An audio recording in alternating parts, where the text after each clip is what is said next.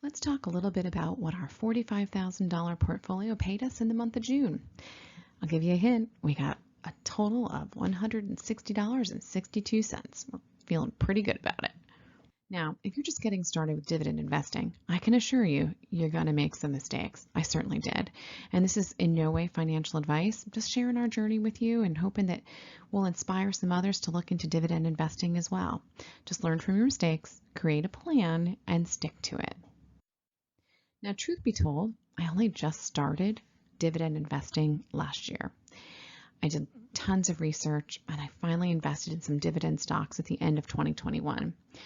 And this is what we earned since we started dividend investing. Now, if you take a look at January of 2022, my first month consisted of a whopping 60 cents. Now, you can see that month over month, we've continued to invest and the dividends coming in are increasing each month. And I'm super excited that we finally made it to that $100 a month mark and we made it to $160.62 in the month of June. It's kind of nice to just sit back and let our investments make money for us.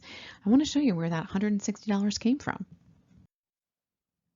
Remember what I said earlier about making some mistakes along your investment journey? Well, Ford may be one of my mistakes. We're not quite sure yet how this is going to pan out.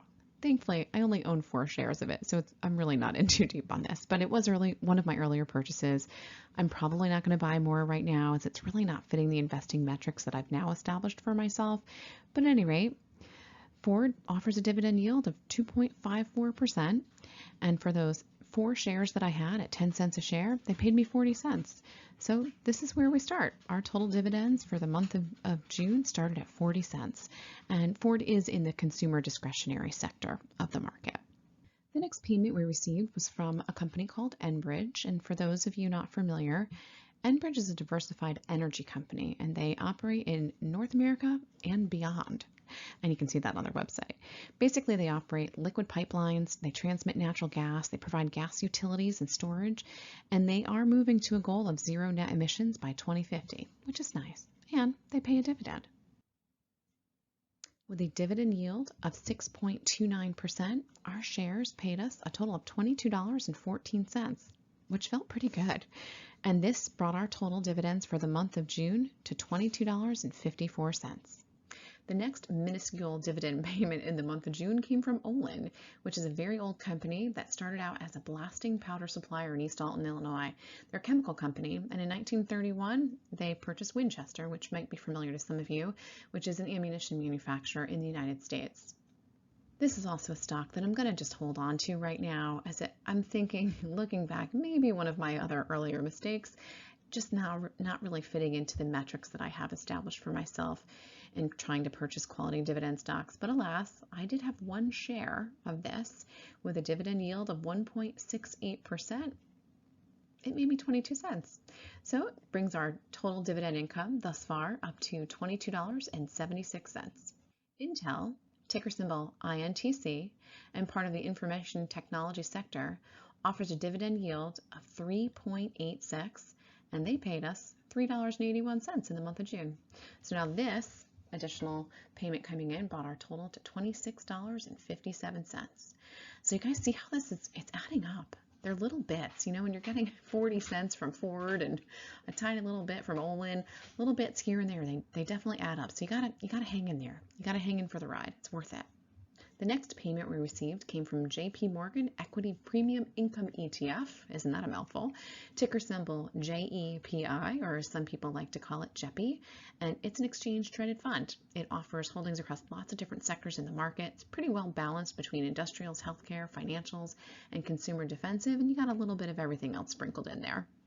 JEPI has a dividend yield of 8.94%, and they actually paid us $14.22 this month. Pretty excited about that. And they're going to pay us again next month because this is a monthly dividend payer, which is a great one to have in your portfolio. So adding that $14.22, that brings our total up to $40.79 so far this month. Now, one of the things to remember is that if you set up what's called a DRIP, or a dividend reinvestment plan or program, I've seen it written too, it basically takes those dividends that you receive and they reinvest them in that company. So it's an option that you can set up within your brokerage or whatever kind of account you have so that you can allow those dividends to come in and buy more fractional shares of that company. So you're going to build up your portfolio and your positions more and more over time. Now, this is a name most of you probably have heard of, Johnson & Johnson, definitely a company that's been around for a very long time. And this company is actually what's called a dividend king. And they've been growing and giving a dividend to its shareholders for 59 years. And in the last month, they paid us $8.45 with a dividend yield of 2.44%. And this brought our total dividend income for the month of June so far up to $49.24. This brings us to another company within the healthcare sector, Pfizer, offering a dividend yield of 3.19%. Our small position in this company paid us $4 in the month of June, adding to our earnings and bringing our total up to $53.24. Next up is Chevron Corporation, ticker symbol CVX. This company offers a 3.99% yield, and they paid us $7.10 for our small position in this company. A part of the energy sector, this additional dividend paycheck coming in just brought us to $60.34 this month. So little by little, you guys, it keeps adding up. Now the next one we're going to talk about is 3M, ticker symbol MMM, another dividend king in our portfolio. And again, that means that they've been growing that dividend for over 50 years. So in the same kind of class as Johnson & Johnson. In the case of 3M, it's actually 63 years of dividend growth. I'm feeling pretty good about it. They offer a solid dividend yield of 3.99%, and they paid us $8.94 for our holdings, bringing our total so far this month to $69.28. Realty Income, ticker symbol O, is definitely a favorite among dividend investors. This real estate investment trust is a dividend aristocrat, meaning that it's been growing its dividend for over 25 years. With a dividend yield of 4.3%, we earned $7.71 this month, bringing our total to $76.99. Oh, and did I mention that it's another monthly dividend? That means if you keep that DRIP, that dividend reinvestment plan on, each month you're going to be buying more shares of O, or more likely fractional shares, or depending upon your position, maybe you are buying a share at a time. Wouldn't that be amazing? Main Street Capital Corporation, ticker symbol MAIN, or Maine, is part of the financial sector, and as per their website, they are working with private companies to grow by providing them additional equity. Offering a pretty solid dividend yield of 6.68%, we were paid $13.67 this month, and this brought our total up to $90.66 for the month, and this one is also a monthly dividend payer. Gotta love those monthly payers. Does anyone else love chocolate? I do. I love Hershey's chocolate, and I definitely need to increase my position in this company over time. I only own a fractional share right now, which is kind of pitiful. I have 0.33 of a share. So when the dividend yield of 1.65 that maybe 30 years ago might have bought me a Hershey bar, I got 30 cents this month from Hershey's, but it brought us up a little bit more, by 30 cents, up to $90.96. So I don't know, I'm all in on Hershey's. I definitely need to increase my position on this company. I'm feeling pretty good about Hershey's and their metrics. They look pretty good to me. So I'd like their share price to come down just a little bit before I dive in any further, though. Part of the consumer staples sector, and we got 6 more companies that paid us in June, so let's keep going. Barings, ticker symbol BBDC, is actually a company that I stumbled upon watching another YouTuber's videos talking about dividends, and this is one of the earlier ones that I purchased, and it does offer a pretty sizable dividend yield. And when you see that, it always makes me a little bit nervous, but the dividend yield for this is 8.61%. They only have 3 years of dividend growth, so it's another riskier move on my part.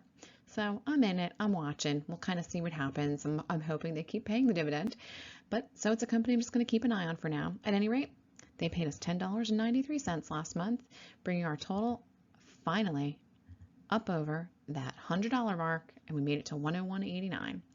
Now, I don't know about you guys, but I like to set goals for myself, and one of my goals this year is to try to get us where we have dividends coming in equaling or over preferably over $200 a month in income. And of course, my loftier goal down the line would be to have $1,000 a month. But I'm realistic, and I know that that's going to take us several years to get to that point. But you got to start somewhere, and I'm staying hopeful. The next one we're going to talk about is actually another ETF in our portfolio, and this is iShares Core High Dividend ETF. They also offer a pretty solid dividend yield, 3.28%, and I only have a little over a share. So, I made 93 cents on this, but it does bring us up a little bit. We're still in the hundreds. We're creeping up a bit, $102.82 so far for the month of June. Next up is Raytheon, and this is a company in the industrial sector of the market, and it is on its way to becoming a dividend aristocrat. It's been paying out a growing dividend year over year for 22 years now. They offer a dividend yield of 2.4%, and our small little position paid us about $6.60, and this brought our total for the month of June up to $109.42. Also, another member of the industrial sector is Lockheed Martin, ticker symbol LMT. Another one on its way to becoming a dividend aristocrat. We've got a growing dividend year over year for 20 years now.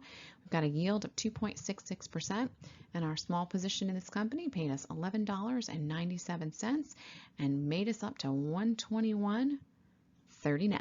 We're getting there. 2 more companies to go. Stay with me, guys. Next, we're going to talk about Schwab Strategic Trust, the U.S. Dividend Equity ETF. Another mouthful, right? With these ETFs. It's always such a long name. Anyhow, SCHD, also another popular one among dividend investors. I would venture guess that most dividend investors have a little bit of SCHD in their portfolios. But with a solid yield, 3.1%, they sent us $12.61 in the month of June, bringing our total up to $134 in passive income this month. Pretty psyched about that. The final dividend payment that we got in the month of June came from T. Rowe Price. They are a member of the financial sector, they are a dividend aristocrat, and they've been increasing their dividend for 37 years. The dividend yield for T. Rowe right now is 3.1%. They paid us $27.85, and this is what brings us to our grand total of $161.85. Guys, I'm so excited. Hitting over that $100 mark really kind of makes me giddy. So anyway, thought I'd share the journey with you all. Now just a quick look ahead to the companies that we're expecting to receive dividends from in the month of July. The ex-dividend date is something that we all need to kind of pay attention to. And the reason why is that that is the date by which you must own your shares in order to be paid out the dividend on the pay date. So for example, if we look at UGI, I needed to own shares of UGI on June 14th in order to receive the payment today, the day that I'm filming this, on July 1st.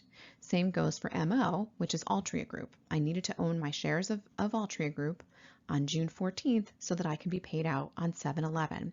So it's something to just kind of keep an eye on as you're looking ahead and you're getting your investments going.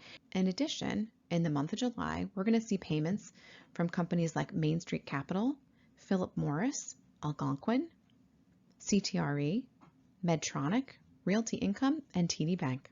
I would love to hear from you all in terms of what you're investing in and what dividends you got in this month or what your totals were. Tell me what your totals were for June. I am so inspired by people who have been doing this for years and years and have these wonderful dividend payments coming in. It's what I'm hopeful to be. It's what I'm looking forward to at some point. Geez, don't we all want to retire someday? Anyway, stay hopeful and all of you be well. Thank you so much for watching.